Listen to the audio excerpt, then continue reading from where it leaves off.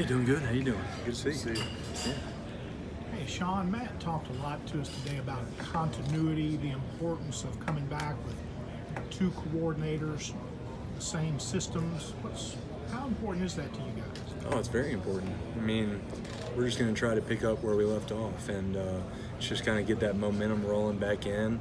We're just so excited to get this thing started. You have all these outsider perspectives and people trying to write a narrative, and it's not that case in the locker room. And that is a testament to Coach Luke coming in and instilling his culture. What narrative are you referring to? Like, what do you read? The dark cloud looming over, all of that stuff, and we care less, and that just vanished whenever Coach Luke took over. But is that still out there after the investigation is mostly complete now? Do you still read that lot? I actually don't read anything at all. So, but I hear about it from whether it's my brother or dad or somebody.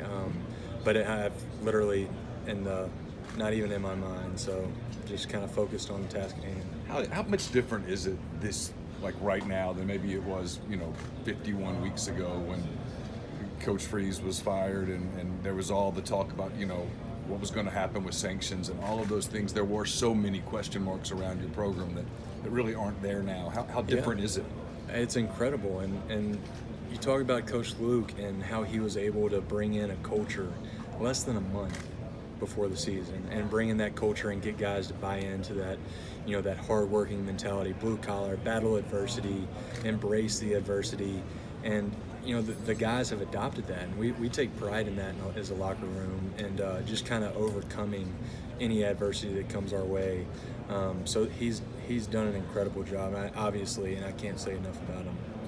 You refer to that culture. Could you elaborate a little bit more? He talked about that some today too, that he thought he saw late in the season a real buy-in, and then he's seen it this offseason. That's kind of one of those ambiguous words, but when you try to specify what that culture is, how would you define it?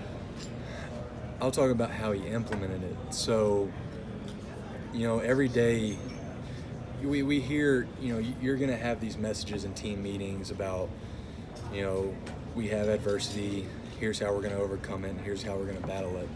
But the mental toughness aspect of it is where it actually falls into place. And after camp, and you guys were there, after camp, it would be a 24-period practice. We would be doing board drill at the end of it. End it with physicality. We would end just about every day with board drill. And, and we started taking pride in that, and you kind of see it, like you said earlier, Coach Luke said he saw it towards the end of the season. Guys start to buy in.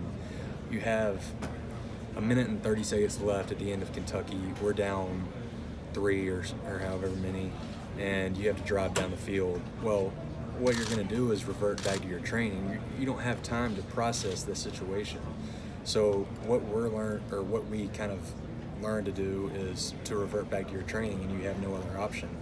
So him instilling that during camp and doing board drills and teaching mental toughness, that's where it takes over, is whenever we're in that situation of adversity. What are you going to revert back to? We're going to revert back to board drill during fall camp in 90-degree weather. So, how do you guys go about replacing Jordan Wilkins? We're deep at running backs now, and we always have been. You've always had multiple guys that could rotate.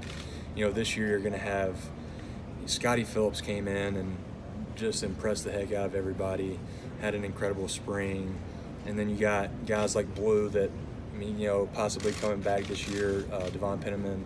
And then you got, Isaiah Woolard, who came in, and, not a lot of people know about him, but, a lot of things are expected out of him, and he's going to be a really good running back. And I'm a firm believer in that. So we always had depth there.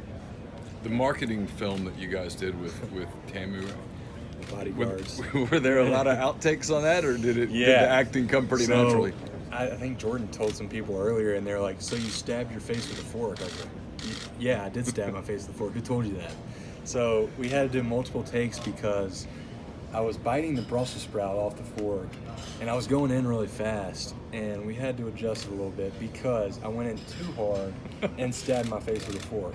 And yeah, broke skin a little bit, had a little blood, so some blood went into the production of that. But no, we had a good time, but that did take probably 3 or 4 takes. Did you choose for Brussels sprout to be the prop, or? Oh yeah, I chose Brussels sprouts. There was some other stuff, but I'm a big fan of Brussels sprouts. How important was the second half of the Auburn game for you guys and what you were able to accomplish at the end last year?